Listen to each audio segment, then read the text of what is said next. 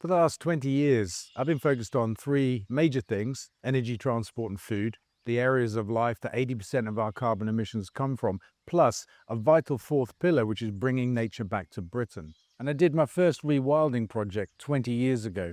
I bought some farmland, I closed the gate, and I gave it back to nature. Years ago, I formed the Green Britain Foundation, and one of its major missions is to rewild in the seas and on the land. And a couple of years ago, we bought the land at Sussex, one of our first major nature reserves. And it's always been my plan to bring back beavers. Beavers actually with pine martens and red squirrels. I'd like to bring them all back. This story is about beavers.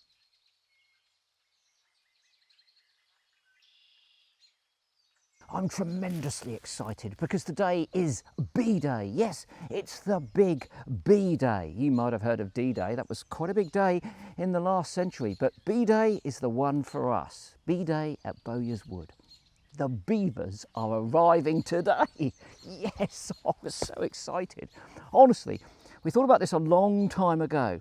Then we cased the joint with beaver experts. Is this a place we could have beavers? Yes, they said. Okay, well, how are we going to do that? Got to build a fence, we thought. We built a fence. The fence was quite large and there were delays. But finally it was finished and things were tinkered with and everything was perfect and ready for the beavers. But then the beavers weren't ready to come because we couldn't catch them. These are translocated beavers from Scotland. They're coming from an area where they would no longer be able to enjoy a great quality of life, and yet they're coming down here. Look at this, to the quietude of Bowyers Wood. Why are we so excited? Well, frankly, because this is natural labour. Yes, in a way, we are kind of exploiting these beavers because we're giving them their freedom and the peace and the quiet and full reign of this fantastic piece of woodland in return for the fact that they are ecosystem engineers.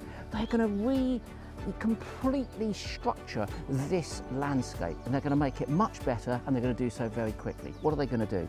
Firstly, they're going to build some dams in that stream. They're going to hold the water up. They're going to make pools which will be good for fish and amphibians and dragonflies, maybe even a few reptiles and birds.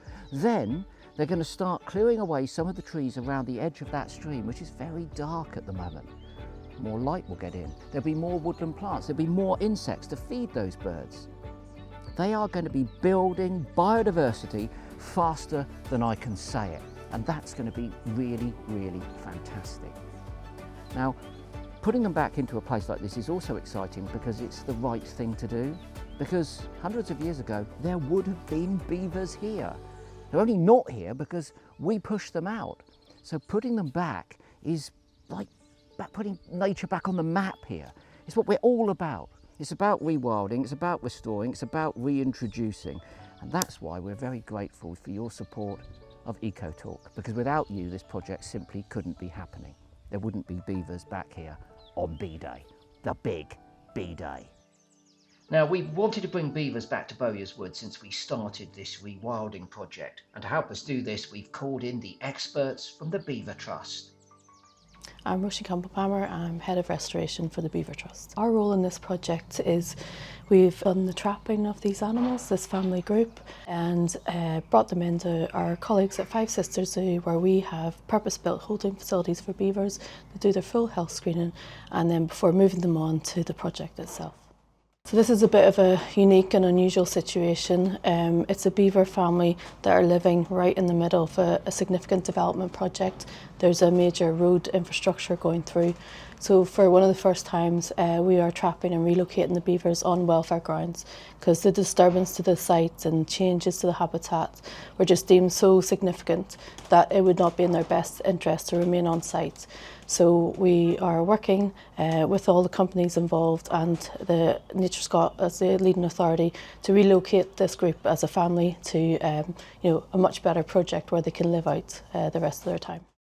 So I'm just health screening the individual beavers before they're translocated to Bowyers Wood for their new life. So there are a number of things that we do to protect the beavers' welfare while we do this whole process. So the trapping is where it all obviously starts, so it's quite important to limit stress. There are cameras that are monitored and there's an alert that goes out as soon as a beaver is caught. The beavers then immediately come into quarantine, which is separated from any other animals and kept away from other beavers, because obviously they are territorial, so the presence of other beavers can stress them, and then we try and re-establish a family because we won't catch all the individuals at the same time. We've got CCTV cameras on them 24/7, so we can see how they're behaving at night because they're nocturnal, but we can obviously watch them when we clean out the enclosures during the day as well. So we can watch and see their behavior and that they're coping, eating, and their feces and everything are normal. I then go and do a health check to check there's nothing physical that could be doing them any harm. So at the moment we're just health checking Mom, and obviously she's the most crucial, so she'll keep the whole family structure together. Dads are a little bit flaky when it comes to beavers, so really she's not only going to defend the kids, but she'll keep him right and really be the one that explores the new location and decides where they're going to build the lodge and everything. So she's the most important of the whole family. We try to limit the stress as much as possible. We found that when we release beavers, that despite trapping them, putting them in quarantine, testing them under anesthesia, moving them, they're actually really resilient. People have traditionally thought beavers are very stress-prone animals and they die very easily, but we found by doing things really well, more than 90% of adult beavers are still alive and doing really well a year later, and often for many, many years, and establish new territories. And so that survival is actually comparable to some periods of their natural survival just in the wild in Scotland. So I'd like people to know that despite seeing me faffing around with the beavers, the actual long-term impact on this animal is actually minimal, and it will do really well once it adapts to its new home. They really do have quite strong individual personality, so if we can watch them for a little while, we can tell them not just on their size but on how they behave. But they often have very distinctive tail markings. Some of them will have scars or little notches and things from previous fights, so that can help us. There's often a size difference, so you'll see the kits are really small, less than 10 kilos, and then we've got the sub-adults, and obviously our adult female, and sometimes the males are really big, so we can just see from the size of them who's who. They're amazing teeth. They're orange because they've got iron in there, and they're so important, not so much for eating as what people think, but actually for all that amazing habitat transformation that beavers are a benefit to a local area, is that they'll go and cut down wood and build a dam. The biggest myth about beavers, I think, I'm laughing because there's probably many myths around beavers. So it's things like eating fish, eating all the trees, flooding out our whole environment. So it's a species, again, I think because they're novel, a lot of myths surround beavers, but we're hopefully here to put a lot of these right. They have this raised tongue. So if you think about it, they can kind of close off the inside of their mouth, which means they can chew and gnaw branches underwater without ingesting a lot of water. That's quite a cool fact. I think beavers really capture people's imagination. They're, a really charismatic species, but also the changes they bring, I think, really excite people, especially if we think about how we want to kind of change and naturalise our landscapes. They gather a lot of excitement and public imagination, but you just see the results of putting beavers back on our landscapes. They're boosting biodiversity, they're generating all these really important ecological services and just really kind of naturalising our landscapes.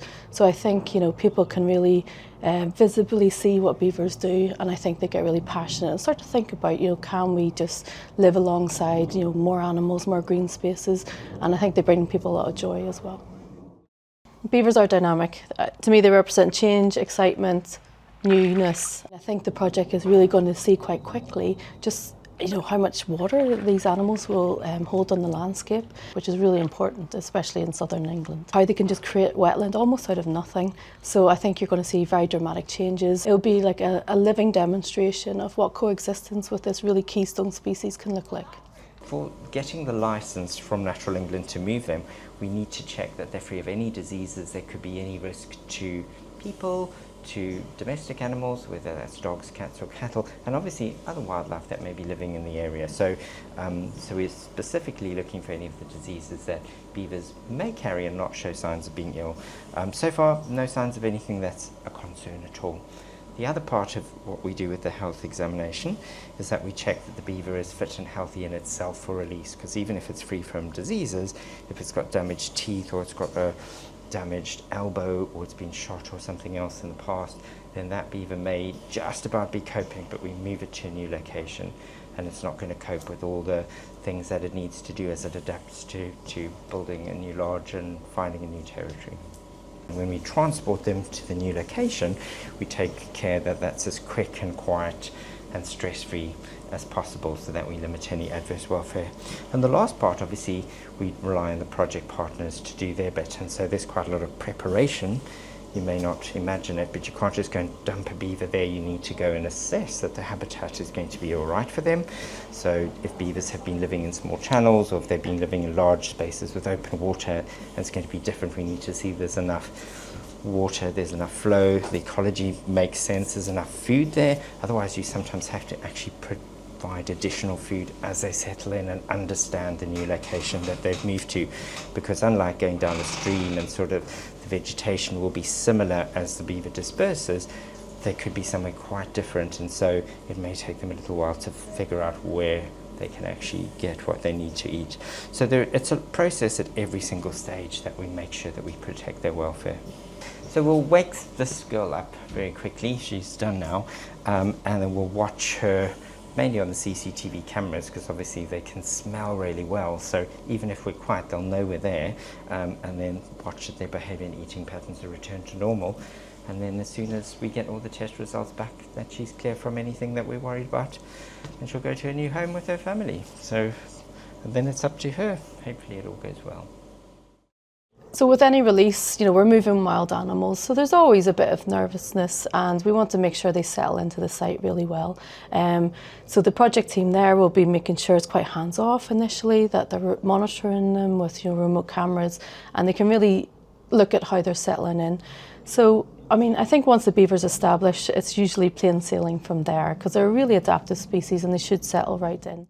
We want to make sure that each individual family member is thriving in their new environment. So beavers in some contexts can be a challenging species to kind of bring back into our quite modified landscapes. But what we've shown time and time again, these animals are very adaptive and they're very capable of that. But sometimes it's the messaging around the species. I think because we haven't lived with it for many, many years, people almost have to relearn what it's like living with beavers. But I think a big part of what we do is hopefully trying to reassure people that this is a species that we can live alongside again. And we look at Europe and North America, the benefits that this species can bring. I think we really have to keep championing those and trying our best to kind of mitigate some of the challenges that people might find. But it's all about change. So I think we're really trying to hopefully encourage people that this is a species that we absolutely live alongside. When you start to see real kind of changes, them damming, for example, building shelters, that's when you've got happy animals. And I think a big success of this project will be just, things like how much extra water they're going to hold on site, the new plant and animal life that's going to be associated with the changes they bring. The benefits they bring really are astronomical compared to anything else we've really lived with in Britain. You can see measurable impacts on the landscape, and I hope that will bring dynamic, exciting change that we can live alongside again. With the health checks completed, the beavers can now make the long journey south to Sussex.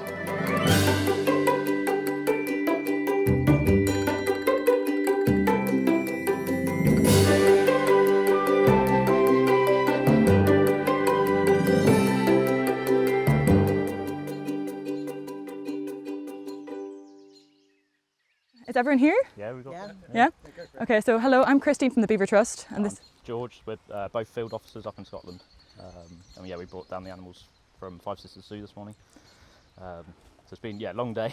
Yeah. And obviously keen to get these guys out. So, we have Mother Beaver, her two teenage sons, they're sub-adults, so about 2 years old, so kind of equivalent to, a human, their late teens kind of. And then her two daughters, which were born last year, so there's 5 of them in total.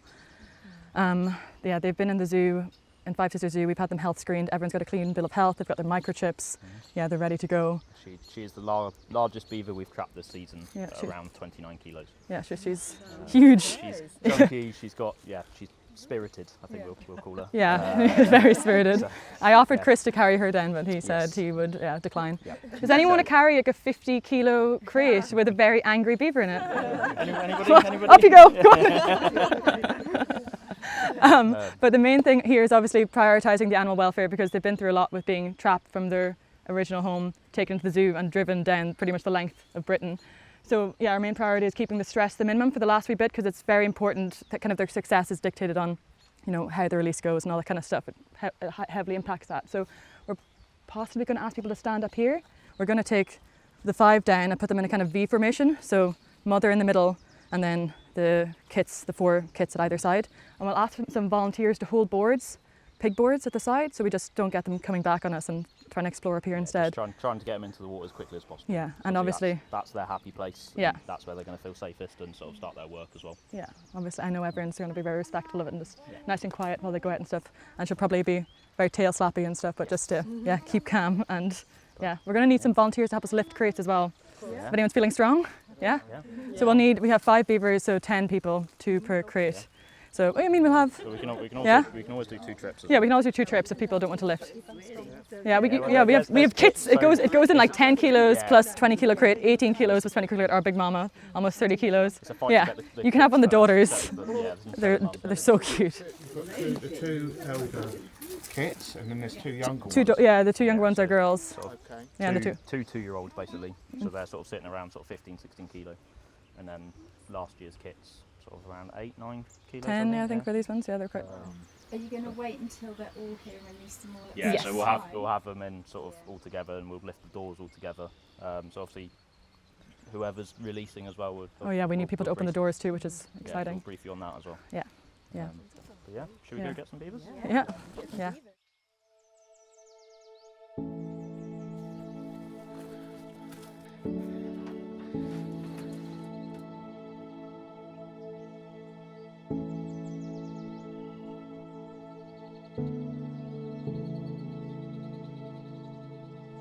The crates themselves are 20 kilos. Given you've driven all night, I think we'll carry them.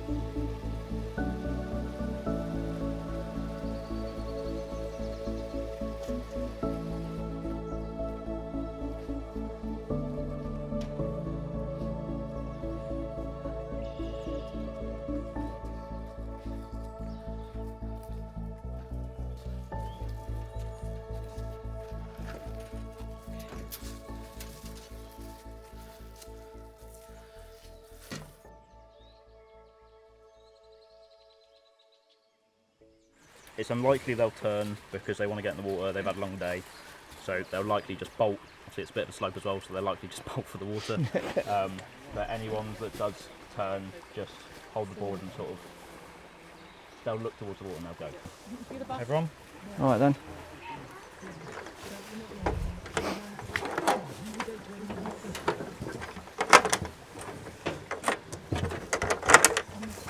Obviously, keep hold of your crates as well. Yeah. Wait till I'm out the way as well. Preferably. I've fought enough beams in my time, but Does this pull up? Yeah. it's just in these runners. Right. All right, you ready? You say when? Okay, you ready? B-Day at Bowyers.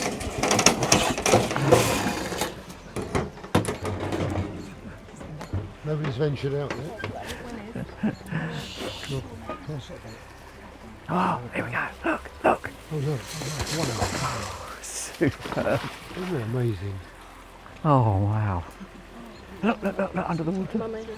There she is, there she is. Oh, look at that. Look at that. It's swimming over there. Oh.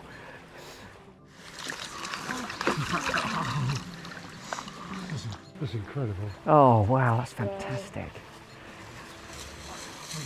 Oh, you didn't mess about. So cool.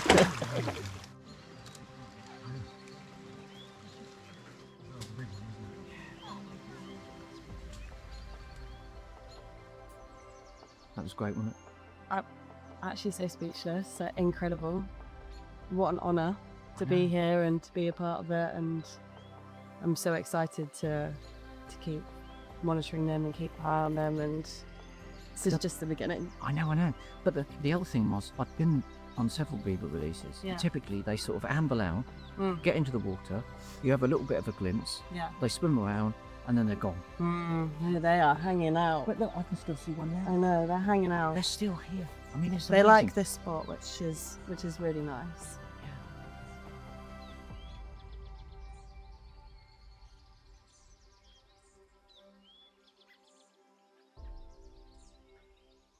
Tell me a bit about our beaver family. Who have we got? They've come from a sort of a road improvement project that's not particularly their favourite, and then they obviously can come down in here and flourish really in your beautiful site that you've got. And what do you think? Do you think they're going to be happier here than they are underneath a culvert in a road somewhere in Scotland? I think so. I think so. The level of disturbance is going to be incomparable here, because where they were was, unbelievably busy. You're driving along what is one of the busiest roads in the north of Scotland, and you could see beaver browse as you drove by. So I imagine it was, not the ideal place. So here is just, I think they're going to love it. They're going to dam up for sure. And I think it's the perfect habitat for them. And let's be clear, this is not your first beaver relocation. This is a process that you've done many times, and so we're pretty confident that everything's going to be okay. Yeah, from what we've seen from the site, it's going to be a real beaver haven. But also, us at the Beaver Trust, obviously our specialism is trapping and translocation, obviously mitigation work, obviously the education side of it and the lobbying as well. So with what we've seen, there's plenty of food for them. There's a lovely river. They're going to do what beavers do. Fantastic. And what will beavers do? I mean, there's still one here at the moment. Look at that. Yeah, they really like that overhang. Yeah. So I'm wondering, will they burrow? So they did build 2 lodges at their last site, and they weren't particularly into damming. There was a few little dams. What about the next few days? I mean, there's one still down here at the moment, but look, Grooming itself. having a little groom there. What are they going to be doing? We're going to build a sort of an artificial temporary lodge out of some bales.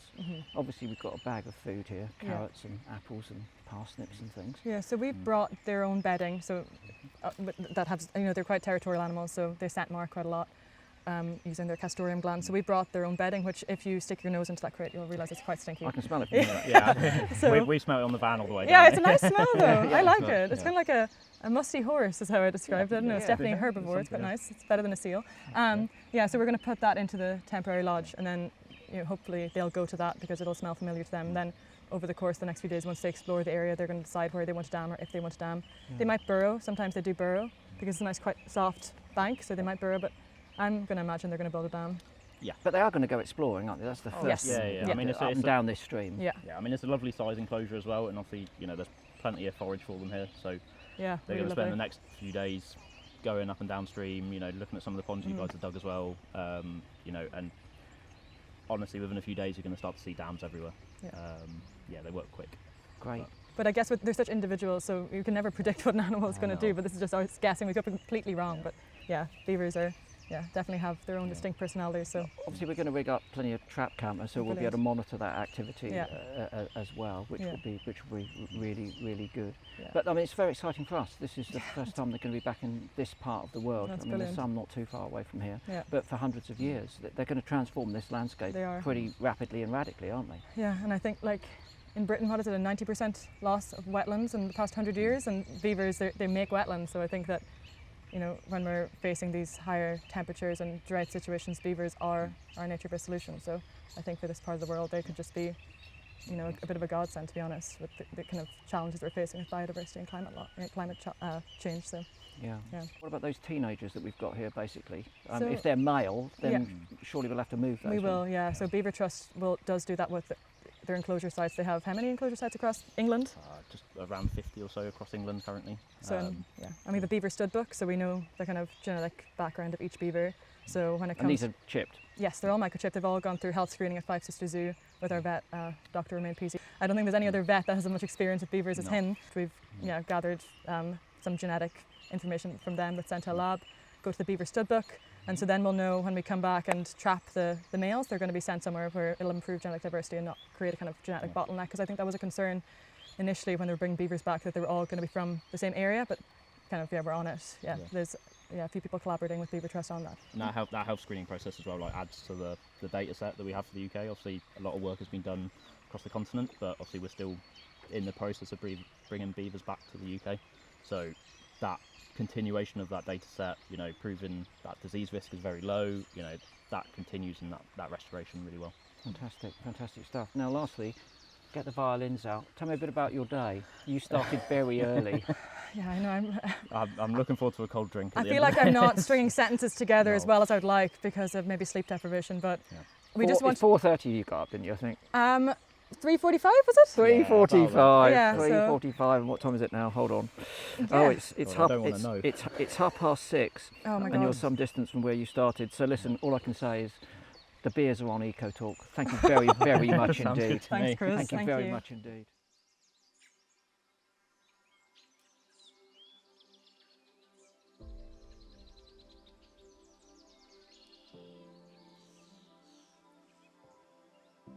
What do you make of that then? I was quite amazed, really. I'm sort of a bit overcome. Not trees today, fluffy animals, Look, look, Yeah. Look at that. And Yeah. to see them in daylight. I know. I'm quite amazed, really, and I think they're quite good performers, this lot. Yeah, they are. You know? Yeah. Now. But I mean, from our point of view, enormous amounts of work been going on in this wood. Absolutely, yeah. And now we've got helpers. I know. They're going to be doing as much as we are. I'm really interested to see what happens with that. Yeah. I'm also interested in the fact that some people would be, enclosure, that's a difficult thing. Actually, it's a specific habitat. We create this specific habitat. So it's interesting to see what that means to the trees too, actually, and what comes in here because it's been made secure. Essentially, they're great compassers, aren't they? I know, yeah. I'm a bit worried. I might be out of a job with this lot here now, Yeah. See, the thing is that they work 24 hours a I day, know. Steve. I And know. I've noticed that you turn up in the morning and then you go back in the evening and get on with other stuff. This is true, yeah. They just keep at it. Yeah. And then also, I want your day off, Oh, day off. They're obviously better value for money, really, Sure, it's funny you point that out. I'm going to mention that to Dale, actually. Yeah. Don't tell Dale. Don't tell Dale. We'll all be out of a job. Yeah, we will. They're cuter than I am. They are, yeah. They're better compassers. They're than better you are. compassers, yeah. I mean, we're doing. And all of the people that come dig anything, they're finished too, because look, No. Yeah. We've just done ourselves out of a job. We have, yeah.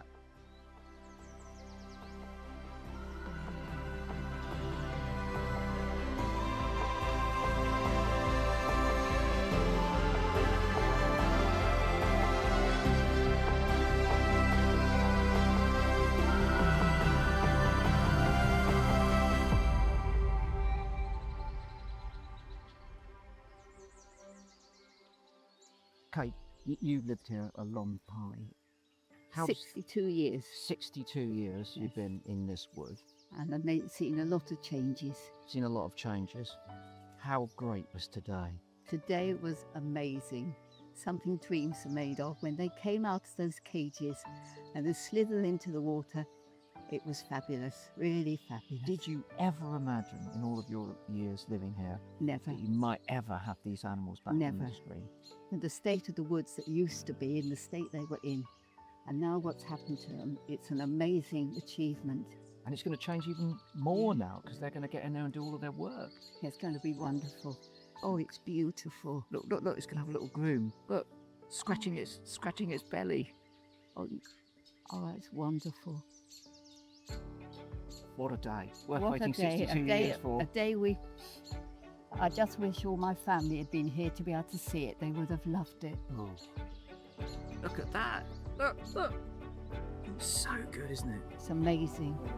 What a treat. I should dream about beavers tonight. From this moment onwards, they're going to start to transform this wood. Yeah, absolutely, and quick. I mean, we thought we were getting 2 originally. We've got 5. So yeah, and quickly. So it'll be really interesting to see what happens next. And Like, we have to get the trap cameras out. Because Yeah, I mean, although we're definitely. getting these daylight views at the moment, Yeah, I yeah. think once they settle in yeah, of and they've course. got themselves sorted, Yeah. they'll probably go back to being queen to Yeah, I would have thought so. And we've got our temporary lodge up here at the moment, and we're doing a little bit of supplementary feeding initially until they settle. So that'll be cool. That'll be make it easier to capture them. Yeah. But after that, it'll be getting to know them. I've got this amazing night sight binoculars as well, so I'll be coming down and trying to suss out where they're at. Fantastic. I can't wait. So good, wasn't it? It's brilliant. It's so It's worth so the wait. brilliant. I know we've had some Absolutely trials and worth the wait. tribulations Yeah, like this. it's all worth the wait.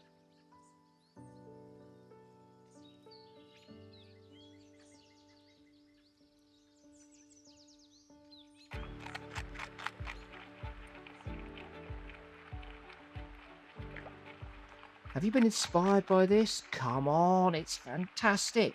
So, be part of what comes next. Join EcoTalk, Nature's network, and let your phone bill help fund nature restoration every single month.